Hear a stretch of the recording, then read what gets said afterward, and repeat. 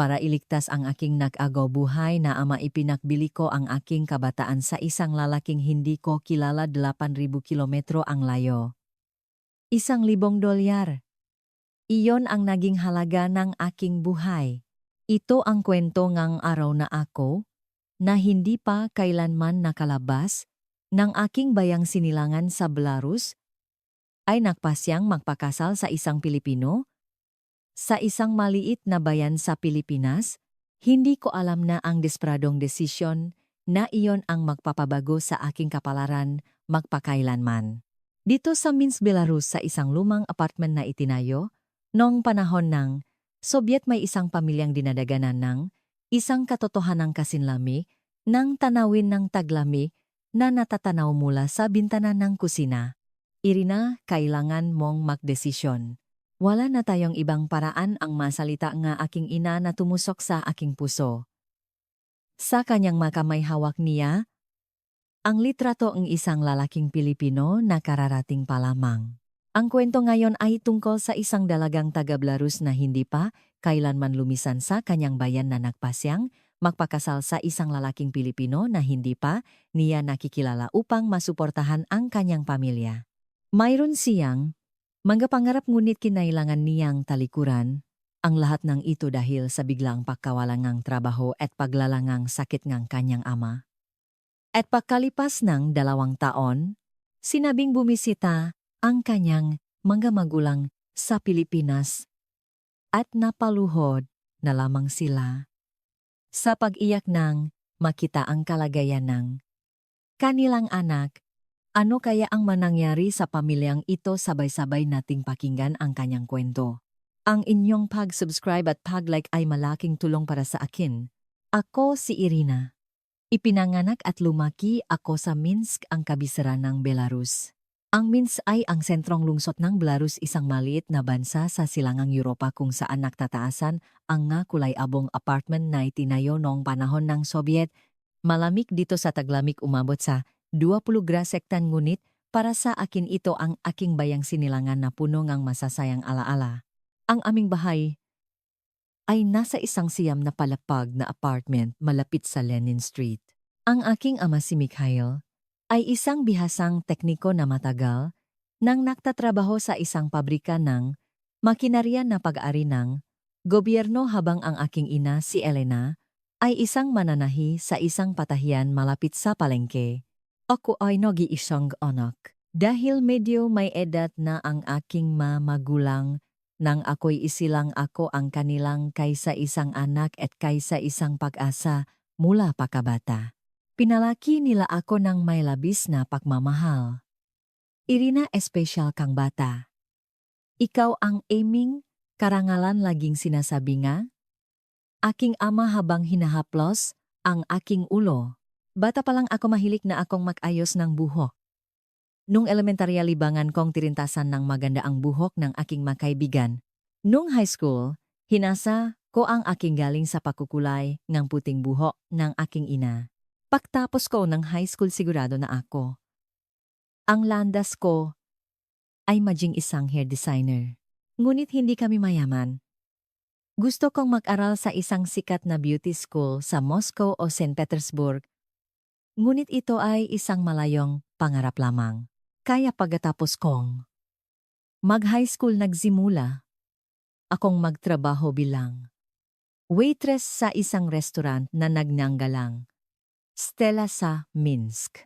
Sa umaga naghahain ako ang pagkain sa restaurant at sa gabi, nag-ipon ako ang pera habang nag-aral sa isang maliit na beauty academy sa malapit.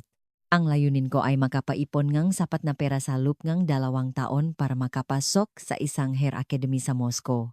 Gabi-gabi sa aking maliit na kwarto arlan ko sa YouTube ang mga hairstyle mula sa Paris Fashion Week.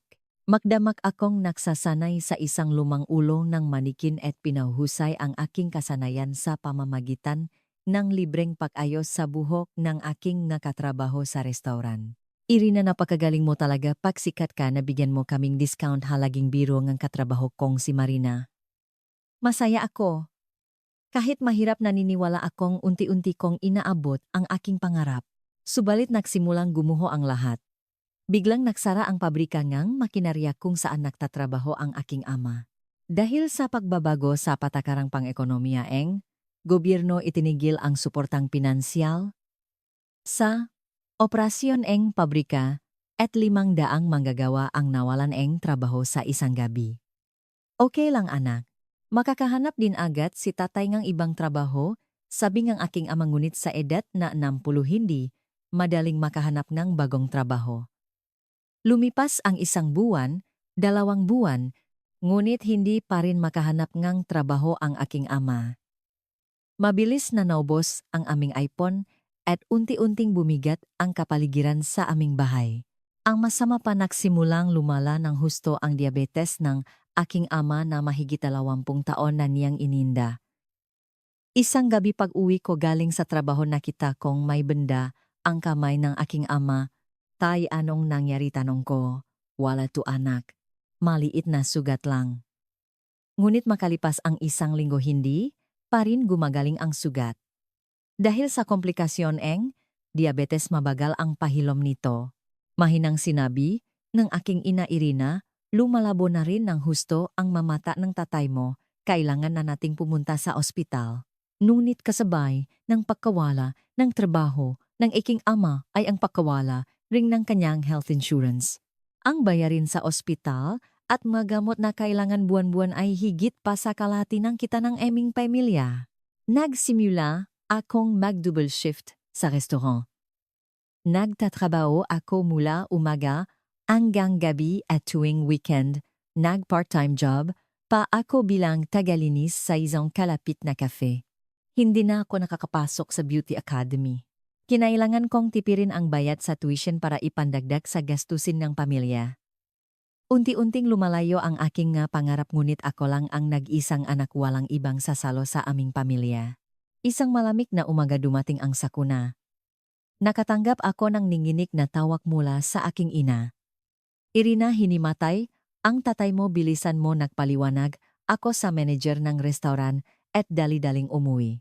May ambulansya sa harap ng aming apartment at dinadala ang aking ama sa isang stretcher. Nagpanik ako.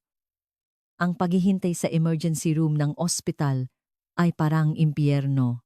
Makalipas ang ilang oras lumabas ang doktor at tinawag kami sa kanyang opisina. Sa itsura pa lang niya, alam ko nang hindi maganda ang balita. Ang kidney function ng pasyente ay nasa 15% na lang. Kung hindi siya, magsisimula agad ng dialysis, manganganib ang kanyang buhay. Malala na rin ang kanyang diabetic retinopathy. Halos bulag na ang gisang mata niya at mabilis na ring lumalabo ang gisa. Dialysis. Sa sandaling marinig ko ang salitang iyon, para bang nanigas ang aking puso. Magkano po ang magagastos sa pagpapagamot? Nanginginig na tanong ng aking ina. Ang dialysis ay kailangang gawin 3 beses sa 1 linggo, 4 na oras bawat session. Abot ito sa 800 kada buwan. Kung isasama ang paggamot sa mata at magamot kakailanganin ninyo ngang humigit kumulang sa 2,000. Ang kabuang kita lang ang aming pamilya ay nasa 500 kada buwan. Napapo na lang kaming aking ina sa isang malamig na upuan sa pasilyo ospital. Sa sandaling iyon, unang beses kong naramdaman ang bigat ng salitang desperasyon. Nag-apply kami ngang loan sa bangko ngunit tinanggihan kami dahil wala kaming kolateral. Humingi kami ng tulong sa mga kamaanak ngunit lahat sila ay umiling at sinabing hirap din sila sa buhay. Pasensya na, Elena. May mga utang din kami, sabi nga aking tiyuhin bago kami talikuran. 1 linggo kaming sumubok ang lahat ng paraan ngunit wala kaming makitang solusyon. At noon tumawag ang aking tiyahin na si Natalia mula sa Poland. Elena, narinig mo na ba ang tungkol sa International Marriage May, isang bansa na tinatawag na Pilipinas at may mga lalaki doon na gustong mag-asawang gayuhan? Sabi nila na bibigay daw sila ng malaking halaga kapag nagpakasal ka. Nang gabing iyon habang nakaupo kami sa aming maliit na hapagkainan, maingat na nagsalita ang aking ina. Irina, tungkol sa sinabi ngang tita mo. Sa sandaling iyon naintindihan ko na, alam ko na kung ano ang sasabihin niya. International marriage. Nakakita na ako nito sa TV. makwento ng mababaeng taga-Ukraine o Belarus na nag-aasawa sa ibang bansa. Ngunit palagi ko itong itinuturing na kwento ng iba. Anak, patawarin mo ako, Irina. Patawad talaga. Pero wala na tayong ibang paraan. Tumulo ang luha mula sa mamata ng aking ina. Kung hindi ikaw, wala nang iba. Ikaw lang ang nag-isa. Ikaw lang ang nag-isa. Ang tatlong salitang iyon ay bumigat sa aking dibdib. Kung may kapatid lang akong lalaki o babay, marahil ay may babahagi ko ang mabigat na pasaning ito. Ngunit ako lang ang meron sila. Isang linggo akong hindi makatulog. Ang pangarap kong mag-aral sa Moscow, ang pangarap kong magkaroon ng sariling salon sa Minsk. Ilang beses akong umiyak habang nakatingin sa bintana. Ngunit hindi maalis sa isip ko ang imahe ng aking ama na nakahiga at dumadaing sa ospital. Patawarin mo ako, anak. Umalingaw-ngaw sa aking tainga ang boses ng aking ama. Sa wakas nagdesisyon ako. Inay, pupunta ako sa Pilipinas. Sa sandaling binitiwan ko ang mga salitang iyon, niyakap ako ng aking ina at umiyak ng walang tunog. Patawarin mo ako. Patawad talaga, Irina. Okay lang, Nay. Tiyak na ililigtas ko si Itay. Nang gabing iyon, huling beses kong inayos ang buhok ngang manikin sa aking kwarto. Ang malitrato ng Paris Fashion Show na nakadikit sa dingding ang mga magazine ng buhok na kinolekta ko at ang isang lumang notebook kung saan nakasulat ang Irina's Dream Salon. Sa bawat gupit ng gunting para kong pinuputol ang aking nga pangarap. Ngunit ako lang ang nag-iisa. Ang kaisa-isang pag-asa at suporta ng aking nga magulang. Kaya nagpasya akong pumunta sa Pilipinas. Isang bansang hindi ko kilala sa kabilang panig ng mundo. Ang linggo pagkatapos kong magdesisyon na pumunta sa Pilipinas ay mabilis na lumipas. Sa tulong isang ahensya na ipinakilala na aking tiyahin na si Natalia sa Poland, inihanda ko ang mga dokumento. Pasaporte, mga litrato, birth certificate, medical certificate. Habang inihahanda ko ang bawat isa, napagtanto ko totoo na pala talaga ito. At sa isang video call, unang beses kong nakilala si Jose Santos. Sa screen, isa siyang 36 taong gulang na lalaki na may simpleng itsura. Hello, Irina. I'm Jose Santos.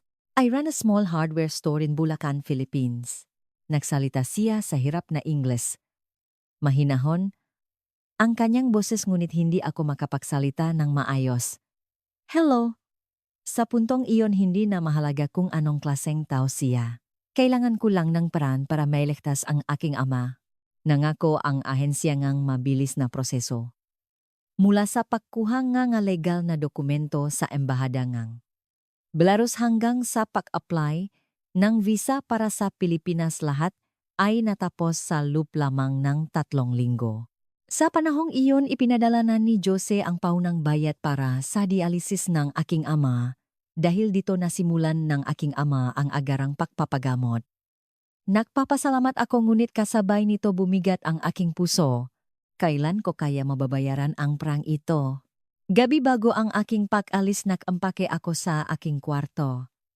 Sa isang maliit na maleta isinilit ko ang ilang damit, isang photo album at isang lumang libro sa pag-ayos ng buhok. Paktingin ko sa palikait na kwarto na roon para ng aking kabataan. Ang mga litrato ng Paris Fashion Show. Sa dingding ang ulo ng manikin na pinagsanayan ko at ang notebook na may sulat na Irina's Life Plan. Tumingin ako sa labas ng bintana. Ang gabi sa Minsk ang tanawing nababalutan ng niyebe. Paalam aking bayan, paalam aking mapangarap, pabulong akong nakpaalam. Sa araw nga aking pag-alis, sinamahan ako nga aking mamagulang sa Minsk International Airport. Nakaupo sa wheelchair ang aking ama. Mula nang magsimula siyang magdialysis ng hina ng husto ang kanyang katawan. Irina, hinawakan ngang aking ama ang aking kamay. Patawarin mo ako, anak. Dahil sa kapabayaan ko naging ganito ang buhay mo, hindi po, tay. Okay lang po ako. Isang kasinungalingan. Hindi ako okay. Niyakap akong aking ina at matagal na umiyak. Tumawag ka palagi ha Irina, huwag kang makakasakit at mag-ingat ka palagi. Opo, Nay. Huwag po kayong mag-alala. Narinig na ang anunsyo para sa aking flight. Niyakap ko sila ng mahigpit. Pangako pagagalingin ko si tatay. Sa sandaling tumalikot ako bumuhos ang aking mga luha. Hindi ako lumingon hanggang sa makasakay ako sa eroplano. Dahil kung lumingon ako baka hindi ko nakayanin at mapaupo na lang ako. Sa loob ng eroplano sa mahigit 10 oras na bayahe hindi ako nakatulog. Habang nakatingin sa labas ngang bintana iniisip ko anong klaseng bansa kaya ang Pilipinas magugustuhan ko. Kaya ang pagkain anong klaseng matao ang naron. At higit sa lahat kaya ko. Kayang makasama habang buhay ang isang lalaking. Naknangalang Jose Santos ang pasahero sa tabi ko ay mahimbing na. Natutulog ngunit hindi ko man lang may pikit ang aking nga mata. Pinahalong kabatakot at pagsisisi ang sumisikip sa aking dibdib. Ninoy Aquino International Airport. Pagbaba ko mula sa eroplano at paglabas sa arrival lobby, may isang lalaking nakatayo na may hawak na placard na nakasulat sa Ingles, "Welcome Irina." Siya yung nakita ko sa video call, si Jose Santos. "Irina, you must be tired," sabi niya habang awkward na nguminggichi at kinukuha ang aking maleta. Tumanggulang ako. Hindi ko alam kung ano ang sasabihin. Tahimik kami habang naglalakad papunta sa sasakyan. Paminsan-minsan tinitignan ako ni Jose na parabang gustong magsalita ngunit nag-atubili. Makalipas ang ilang sandali maingat siyang nagsalita. "Did your father's dialysis start safely, I heard on the phone?" "Yes, thank you." Iyon lang ang tanging nasabi ko. Sumakay kami sa kanyang sasakyan at bumiyahe ng halos 2 oras. Dumating kami sa isang maliit na bayan sa probinsya ang Bulacan. Makikipot na eskinita ang pumapagitan sa mga lumang gusali. This is our town. It's quiet. But the people are good. Ang bahay ni Jose ay isang simpleng 2 palapag na bahay sa dulo ng eskinita, maliit ngunit malinis. My parents live nearby. This house is for the 2 of us. Tumanggo lang ako. Pagpasok sa bahay binuksan ni Jose ang pinto ng isang kwarto. "This is your room, Irina. For now, you can stay here until you get used to things. If there's anything you need, just tell me." "Okay. Rest well today. You must be tired." Pagkatapos ay marahan siyang lumabas. Naiwang mag-isa sa kwarto tumingin ako sa labas ng bintana. Kakaibang langit, kakaibang nga gusali, kakaibang tunog ng nga salita. Ito na pala ang magiging tahanan ko. Nang gabing iyon niyakap ko ang unan at umiyak ng walang tunog. Ayokong may makarinig. Ang unang linggo ko sa Pilipinas, lahat ay bago at kakaiba. Hindi ko maintindihan ang wika, ang pagkain ay masyadong maanghang para sa akin at maging ang panahon ay iba sa Belarus. Si Jose ay maagang umaalis tuwing umaga para sa kanyang hardware store at gabi na kung umuwi. Mag-isa akong naiwan sa bahay nag-aral ng Tagalog para magpalipas ng oras. Namimiss ko ang aking pamilya sa Belarus. Lalo na kapag naisip ko ang aking amang sumasailalim sa dialysis, umiyak ako tuwing gabi. Isang araw habang naghahaponan maingat na sinabi ni Jose, "Irina, tomorrow, let's go to my parents' house. You need to meet them." Okay. Kinabukasan binisita namin ang bahay ng kanyang nga magulang. Isa itong maliit na bahay na may isang palapak at maraming halaman sa hardin. "Aba, nandito na pala ang manugang ko," masayang sabi ngang nanay ni Jose habang hinahawakan ang aking kamay. "Napakahirap siguro ngang bayahe mo galing sa malayo. Halika, pasok." Ang tatay naman niya ay tahimik lang na tumango. Awkward akong bumati. "Hello po?" Nahanda ang nanay ni Jose ng napakaraming pagkain. Sinigang adobo inihaw na isda, ngunit dahil hindi ako sanay gumamit ng kutsara at tinido ng sabay nahirapan ako. Sa ika-4 na araw tinawa ako ang nanay ni Jose. "Hidya, sigurado akong nababagot ka at nalulungkot dito sa bahay. Bakit hindi ka tumulong sa tindahan namin? Ang mga magulang ni Jose ay may maliit na sari-sari store sa bungat ng kanilang bayan. Hindi naman mahirap ang trabaho. Mag-ayos ka lang ng paninda at kung may customer ikaw ang magbabantay sa kaha. Tumango ako. Mas mabuti na. Yon kaysa mag-isang manatili sa bahay. Kinabukasan nagsimula akong magtrabaho sa sari-sari store nila. Sa una nahirapan akong makipag-usap sa mga customer dahil sa wika. May iba pa bang flavor nito po kahit iturungang? Customer ang produkto hindi ko maintindihan at kailangan kong tawagin ang nanay ni Jose. Ngunit hindi siya nagagalit. Okay lang yan, dahan-dahan mo lang matututunan. Habang sinasabi iyon, isa-isa niyang itinuturo sa akin ang salitang Filipino. Ito ay gatas. Ito ay instant noodles. Ito ay tinapay. Makalipas ang ilang araw natutunan ko na ang pangalan ng simpleng produkto, unti-unti na ring nasanay sa akin ang customer. Ah, yan pala ang bagong asawa ni Jose. Taga-Blarus ka raw, opo. Malamig din ba dun? Sa taglamig kamusta dito, opo, gusto ko po. Kahit pautal-utal, ang aking Tagalog mababait sila sa akin. Makalipas ang isang buwan dinala, akong nanay ni Jose sa isang community center, dito pwede kang mag-aral ng Tagalog. Marami ka ring makikilalang ibang magadayuhan.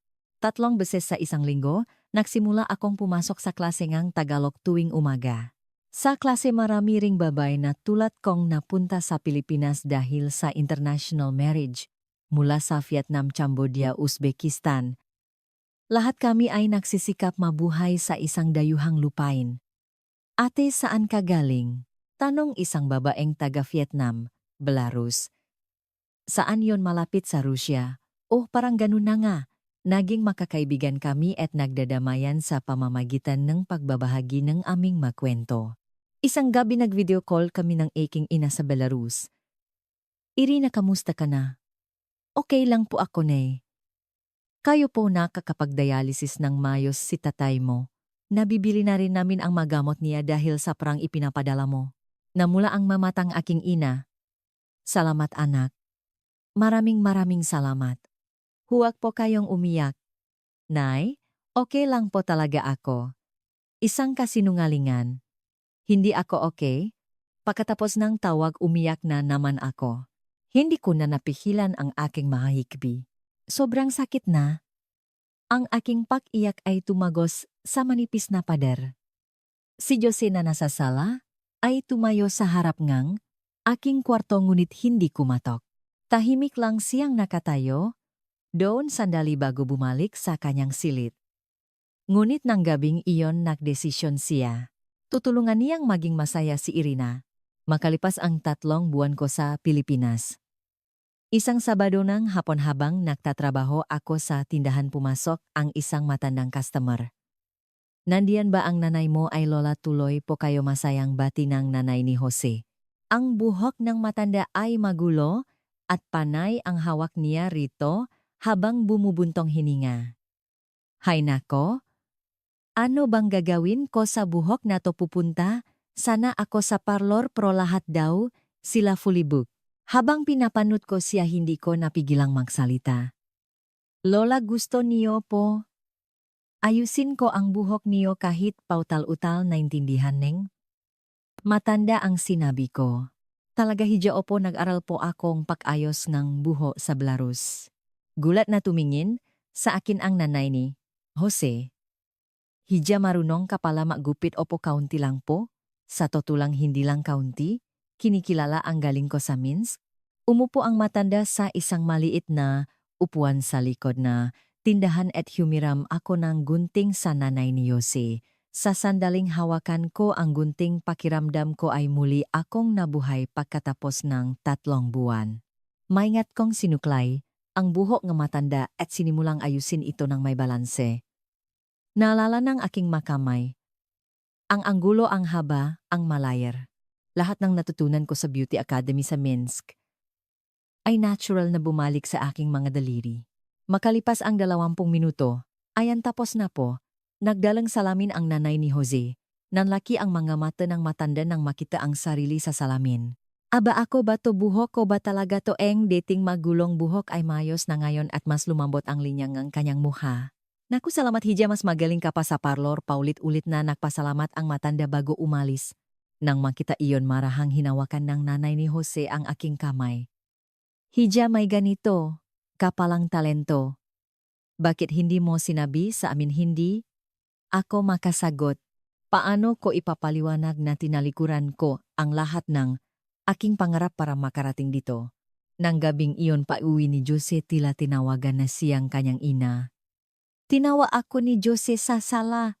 Irina narinig ko kay nanay. Marunong ka raw maayos kang buho. Opo, kaunti lang po. Mukhang hindi lang kaunti. Sabi ni nanay, napakagaling mo raw. Nag-atubili siya sandali bago maingat na nagtanong bago ka pumunta dito sa Pilipinas pangarap mo bang maging hairdresser? Sa tanong na iyon napayak ako. Opo, pangarap ko pong maging hairstylist sa Belarus.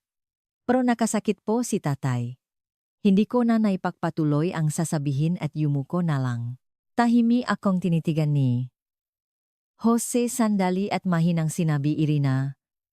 Bakit hindi mo subukang magsimula ulit dito sa Pilipinas po maging hairdresser po mayroon ding hairdresser license dito sa Pilipinas. Pwedeng kumuha kahit nga dayuhan. Hindi ako makapaniwala. Pero hindi pa po ako masyadong marunong magtagalog. Pwede mo namang pag-aralan yan ng dahan-dahan. Tutulungan kita. Nang makita ko ang kanyang seryosong muka hindi ko na napigilang mapayat. Talaga po okay lang po ba naman? Sayang ang talento mo kung hindi mo gagamitin dito. Nang gabing iyon sa unang pagkakataon sa mahabang panahon nakatulog akong may pag-asa. Akala ko tinalikuran ko na ang aking pangarap ngunit muli pala akong pwedeng mangarap. Mula sa araw na iyon tuluyang nabago ang aking buhay.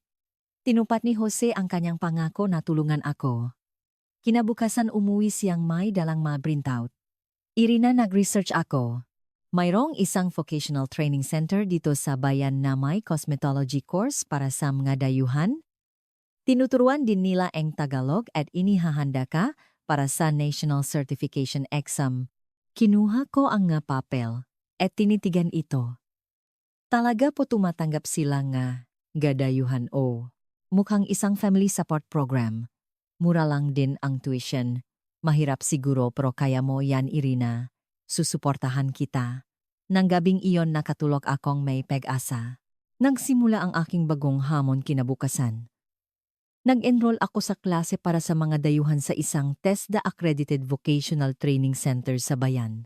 Kasama ko ang ibang mababae na tulad kong napatpat dito dahil sa international marriage mga taga-Vietnam, Pilipinas at Uzbekistan. At sabay tayong maksikap sa biniling na mula sa Vietnam habang hinahawakan ang kamay ko. Sabay na itinuturo and guro ang Tagalog at magkakasanayan sa pag-ayos and gay buhok. Okay, class na yon. A. Pag-aralan. Nata ang magasalitang cut layer volume. Sa umaga, nagdatrabaho ako sa sari-sari store at sa gabi nag-aral ako sa training center. At sa gabi tinutulungan ako ni Jose sa aking pag-aral ng Tagalog. Irina dahan-dahan lang, marami tayong oras. Ang kanyang mabubuting salita ang naging lakas ko. Makalipas ang 6 na buwan pumasa ako sa pinakaunang level ng Filipino Language Proficiency Test. Kahit na ito ang pinakamababang antas malaking bagay ito para sa akin. Irina, congratulations, masayang ngumiti si Jose habang tinitingnan ang aking sertipiko. Nagdala rin ng pagkain at prutas ang kanyang mga magulang at naghanda ng maliit na salo-salo. Hija, ipinagmamalaki ka namin. Simula pa lang to. Ngunit dun pa lang talaga nagsimula ang tunay na hirap. Sa training center nagsimula na ang seryosong paghahanda para sa National Certification Exam.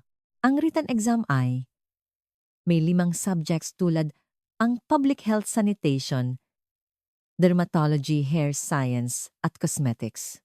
Sa practical exam, kailangan mong gawin ng perpekto ang cutting, perming at coloring. Noong mga panahong iyon na handa ng espesyal na regalo ang nanay ni Jose para sa akin. Nilinis niya ang maliit na bodega ngang tindahan at nilagyan ito ngang isang segunda manong upuan salamin at magagamit sa pag-ayos ng buhok. Hija dito ka magpraktis.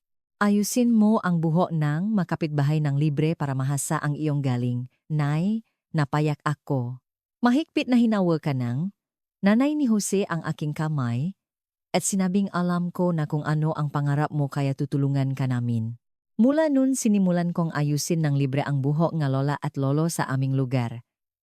Naku Irina salamat para akong bumatangang 10 taon masayang, ngumingiti ang mga lola habang nakatingin sa salamin. Habang isinasagawa ko sa praktika, ang natutunan ko sa training center, unti-unti akong nakaroon ng kumpiyansa. Oh, ito ang gusto kong gawin. Makalipas ang 1 taon kinuha ko ang aking unang national certification exam. Sa written exam, kailangan mong makakuha ng 60% sa lahat ng 5 subjects. At sa practical kailangan mong matapos ng perpekto sa loob ng takdang oras. Sa sasakyan papunta sa examination center mahigpit na hinawakan ni Jose ang aking kamay, huwag kang kabahan. Gawin mo lang ang dati mong ginagawa. Magaling ka na Irina. Ngunit bumaksak ako. Pumasa ako sa written ngunit kinulang. Ako, NG 5 minuto sa practical exam. Paglabas ko examination center na paupo ako at umiyak. Hindi ko yata kaya, masyado yata akong ambisyosa. Mahigpit akong niyakap ni Jose. Okay lang yan. Unang subok mo pa lang di ba sa susunod mas gagalingan mo pa. Naniniwala ako sa'yo Irina. Ang kanyang tiwala ang nagpatayo sa akin muli. Pinalakas din ng aking guro sa training center ang aking loob. Irina sapat ang galing mo. Sa susunod kailangan mo lang i-manage ng maayos ang oras mo. Huwag kang susuko. 6 na buwan ang lumipas ang aking pangalawang pagsubok. Gabi-gabi akong nagsasanay habang nak-orasan. Kat 15 minuto. Perm 30 minuto. Color 25 minuto. Habang inayos ang buhok na makakapitbahay, pinahuhusay ko ang aking bilis at katumpakan. Sa araw ng exam kalmado kong ginawa ang lahat ng proseso. Cut perm color setting. Nanginginig ang aking mga kamay ngunit ibinuhos ko ang lahat ng aking pinag-ensayuhan. Nang matapos ang huling ayos, tumingin ako sa orasan. Eksaktong 2 minuto at 30 segundo ang natitira. Nagawa ko. Sa araw ang anunsyo ang mga resulta, kasama ko si Jose sa harap ng computer. Nanginginig kong in-type ang aking examination number. At pinindot ang enter key. Lumabas sa screen, pasado. Sa sandaling makita ko ang salitang iyon na paupo ako at humagulgol. Lahat ng aking pinahirapan ay nak-flashback sa aking isipan. Niyakap ako ni Jose at sabay kaming umiyak. Congratulations Irina. Ang galing-galing mo. Sobrang galing mo talaga. Tumawag ako sa aking guro sa training center at masaya siyang nagsabi, Irina congratulations nagbunga na rin sa wakas ang lahat ng pagsisikap mo. 2 buwan pagkatapos kong pumasamay na bakanteng maliit na espasyo para sa isang salon sa sentrong bayan, ang upa ay PHP 25,000. Isang maliit na pwesto na may sukat na 20 metro kwadrado. Irina gusto mo bang magsimula? Dito maingat na tanong ni Jose. Pero wala tayong pera. Mayroon akong ipon. Gamitin natin yon para makapagsimula. Sa kasabi ni nanay, tutulong din daw siya. Hindi ako makapaniwala. Nagagawin ng pamilyang ito ang lahat para sa akin. Talaga po okay lang po ba o naman? Pangarap mo yan, di ba makalipas ang 1 buwan nagbukas ang isang maliit na salon sa bayan Irina Salon. Nang ikabit ang signboard, matagal akong nakatayo sa harap nito habang umiya. Ang salon ni Irina na pinangarap ko sa Minsk ay natupad sa Pilipinas. Sa unang araw ng pagbubukas pumila ang mga kapitbahay na lola. Irina, congratulations! Kami ang una mong customer dumating din ang nanay ni Jose at mahigpit na hinawakan ang aking kamay. Congratulations, Hija! Ipinagmamalaki ka namin. Dinalaw din ako nga aking guro at makaibigan mula sa klase nga dayuhan namay dalang mabulaklak. Si Jose naman ay tahimik na nakangiti sa isang sulok ng salon. Makalipas ang isang taon naging sikat na salon sa bayan ang Irina Salon, lalo na dahil sa aking masalang teknik sa paggupit at pagkukulay dumami rin ang mga batang customer. Ma'am Irina, pwede po bang magpabook sa susunod na linggo iba? Talaga ang gupit ni Ma'am Irina? Noong nga panahong iyon, unti-unti ring nagbago ang relasyon namin ni Jose. Ang kasal na nagsimula bilang isang kontrata ay iba na ngayon. Pagkatapos ng trabaho sabay kaming naghahanda ng hapunan. Tuwing weekend, sabay kaming namamalengke. Sa pagbabahagi nga, ordinaryong araw-araw na buhay naging tunay kaming mag-asawa. Isang gabi ngang taksibol maingat na hinawakan ni Jose ang aking kamay. Irina, pwede na ba kitang tawaging mahal, ngumiti ako at tumango? O naman, mahal. At sa unang pagkakataon, buong puso naming niyakap ang isa't isa. 6 na buwan pagkatapos kong buksan ang salon, nakapag-ipon ako ng sapat na pera. Tumawag ako sa Belarus. Neytay, pumunta po kayo dito sa Pilipinas. Ako na po ang bahala sa lahat ng tiket niyo. Umiyak ang aking ina sa kabilang linya. Irina, sigurado ka ba anak o punay? Okay na po ako. May sarili na po akong tindahan, may mabait na asawa at gusto na rin po kayong makilala ng gabiyanan ko. Kailangan niyo pong pumunta. Makalipas ang 3 linggo, sa arrival lobby ngaya hinihintay namin ni Jose ang aking mamagulang. May dala akong isang boke ng mabulala. Bumukas ang automatic door at lumabas ang aking amang naka-wheelchair at ang aking ina. Irina, sigaw nga aking ina at tumakbo papalapit. Umiyak din akong niyakap siya. Nay, namiss ko po kayo. Nakaupo sa wheelchair, mahigpit na hinawakan nga aking ama ang aking kamay. Anak namin. Lumapit si Jose at bumati. Magandang araw po. Ako po si Jose Santos. Isang pagbati na inihanda niya sa wikang Belarus. Mahigpit na hinawakan ng aking ama ang kamay ni Jose at tumango. Salamat. Pakialagaan ang aming anak. Maraming salamat. Yumuko rin si Jose. Nang araw na iyon bumalik kami sa aming bayan at tumayo sa harap ng Irina Salon. Nang makita ng aking mga magulang ang signboard, napaupo sila at humagulgol. Irina, anak namin, nagtagumpay ka talaga sa masalitang iyon. Ng aking ama bumuhos din ang aking maluha. Opo tay. Nagawa ko po. Ang 2 linggong kasama ko ang aking mga magulang ay parang isang panaginip. Kahit naka-wheelchair ang aking ama, napakasayang kanyang mukha. Irina, napakaganda ng salon mo. Ang aking ina naman ay hindi tumigil sa pag-iyak habang tinitingnan ang paligid ng aking salon. Napakalayo ng narating ng anak ko. Ipinagmamalaki kita. Ang aking gabiyenan ay buong pusong nag-asikaso sa aking nga magulang.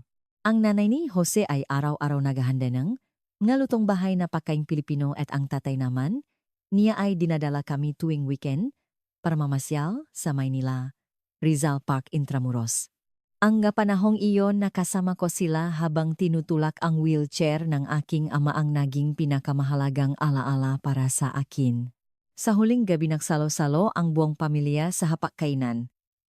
Ang aking ngabiyanan, ang aking nga magulang at kami ni Jose. Itinaas ngang tatay ni Jose ang kanyang baso at nagsalita. Napakasaya namin na dumating si Irina sa aming buhay. Isa na tayong pamilya ngayon. Sumagot din ang aking ama. Maraming salamat po sa pag-alaga ninyo ng husto sa aming anak. Nang gabing iyon nakausap kami nga aking ama. Irina, masaya ka ba anak? Opo tay. Sobrang saya ko po. Hindi noong una, di ba alam lahat ni tatay kung gaano ka nahirapan. Patawarin mo si tatay anak. Ninakaw ko ang buong kabataan mo. Mahigpit kong hinawakan ang kamay ng aking ama. Hindi po tay. Hindi po ako nagsisisi. Dahil sa pagpunta ko dito natupad ko ang aking pangarap at napakabait ng pamilya ko dito. Ngayon wala na po akong alalahanin at masaya na po talaga ako. Hinaplos ng aking ama ang aking ulo at tahimik na umiyak. Salamat. Maraming salamat. Pagka-uwi nga aking mamagulang sa Belarus, bumalik ako sa aking normal na buhay, ngunit iba na ang lahat ngayon. Dumarami ang customer sa Irina Salon at hindi na ako nalulungkot.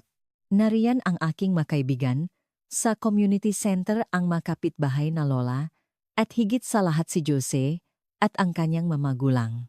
Isang hapon kakaiba ang pakiramdam ko. Nasusuka ako at nahihilo. Baka may nakain lang, akong masama naisip ko noong unang, ngunit kahit lumipas ang ilang araw hindi nawawala ang sintomas. Nag-alalang nagtanong si Jose, Irina, hindi ka ba dapat magpatingin sa doktor? Okay lang ako, baka pagod lang. Ngunit hindi pa rin ako gumagaling. Minsan habang nagtatrabaho bigla na lang akong nasusuka. Sa huli pumunta ako sa ospital. Habang tinitingnan ang screen ng ultrasound, masayang ngumiti ang doktor.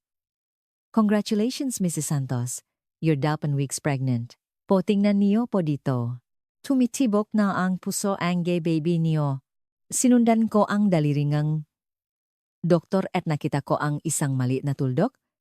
Ang maliit na pusong iyon na kumikislot. Bigla na lang bumuhos ang aking mga luha. Baby, magiging nanay na ako. Pagkatapos ng trabaho, umuwi ako. Nanonood ng TV si Jose sa sala. Tahimik akong umupo sa harap niya. Mahal, may sasabihin ako. Nagulat si Jose at tumingin sa akin. Bakit kinuha ko mula sa aking bag ang litratong ultrasound? Mahal, tingnan mo to. Kinuha ni Jose ang litrato at tinitigan ito. Ano to, mahal, makakababy na tayo. Sa sandaling iyon, dahan-dahang tumulo ang luha mula sa mga mata ni Jose. Talaga mahigpit niya akong niyakap. Salamat, Irina. Maraming salamat. Sobrang saya ni Jose. Kahit na hinintay niya akong matupad ang aking pangarap, marahil ay matagal na rin niyang inaasam ang makaanak. Nang gabing iyon, ibinalita namin sa kanyang nga magulang. Napayak sa tuwa ang kanyang ina at tahimik namang tinapik ng kanyang ama ang aking balikat. Magaling, Hija. Magaling. Tumawag din kami sa aking nga magulang sa Belarus. Naibuntis po ako. Umiyak sa tuwa ang aking ina sa kabilang linya. Talaga, Irina naku, salamat sa Diyos. Makalipas ang 7 buwan, isinilang ko ang isang malusok na babae. Kalahating kamukha ko, kalahating kamukha ni Jose. Isang napakagandang sanggol. Umiyak si Jose habang karga-karga ang aming anak. Anak ko, ang ganda-ganda niya. Dumalaw din sa ospital ang kanyang mamagulang at napakasaya habang tinitingnan ang kanilang apo. Dumating din ang aking makaibigan mula sa community center at mga guro mula sa training center para batiin kami.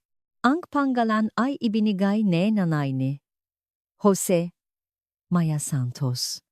Isang magandang pangalan. Ngayon mahigit 1 taon na si Maya. Nagsisimula na siyang maglakad at alam na niya ang mama at papa. Pag-uwi ko galing sa trabaho, tatakbo siya papalapit at yayakap sa akin habang sumisigaw ngang mama. Sa tuwing naririnig ko ang boses na iyon, para bang natutunaw ang aking puso. Minsan naisip ko, ang gabing iyon 3 taon na ang nakalipas noong sumakay ako sa eroplanong papuntang Pilipinas mula sa airport ng Minsk. Noong panahong iyon akala ko, tapos na ang buhay ko. Nanawala na ang lahat, ang mga pangarap, ang kaligayahan. Ngunit nagkamali ako. Hindi iyon ang katapusan kundi isang bagong simula. Dito sa Pilipinas, muli kong natakpuan ang aking pangarap. Ang pangarap, maging hairstylist na hindi ko natupad sa Belarus. Nag-aral ako ang isang wikang hindi ko alam, nagsikap araw at gabi at maraming beses na gusto ko nang sumuko, ngunit sa huli nagtagumpay ako. At higit sa lahat, nakilala ko si Jose. Ang kasal na nagsimula bilang isang kontrata ay naging pundasyon ng isang relasyon sa pinakamahalagang tao sa aking buhay ngayon. Ang taong naniwala, sumuporta, at tumulong sa aking tuparin ang aking nga pangarap. Inalagaan din ako nga aking mabiyenan na parang tunay na anak. Malugot nilang tinanggap ang isang dayuhang tulad ko, na pautal-utal magsalita at walang alam sa kultura ng Pilipinas. At ngayon nasa aking mabisik ang aking pinakamamahal na anak na si Maya. Ang aming magandang anak na may dugong Pilipino at Belarusian. Ang aking mga magulang sa Belarus ay nasa mabuting kalagayan. Ang aking ama ay patuloy na nagdadialisis ngunit stable na raw ang kanyang kondisyon. Ipinagmamalaki ko na nakakatulong kahit kaunti ang perang ipinapadala ko. Ang Pilipinas na ngayon ang aking tahanan. Dito ko natupad ang aking mapangarap at binuo ang aking minamahal na pamilya. Sa sandaling ito buong puso kong masasabi ako ay tunay na masaya. At gusto kong sabihin sa inyong lahat ang buhay ay hindi predictable. Minsan kailangan nating gumawa ng despradong desisyon. Ngunit ang desisyon na iyon ay maring maging daan patungo sa mga bagong pagkakataon. Darating ang araw na mapagtatanto ninyo na ang lahat ng pahihirap ngayon ay mahalagang hakbang sa landas patungo sa kaligayahan.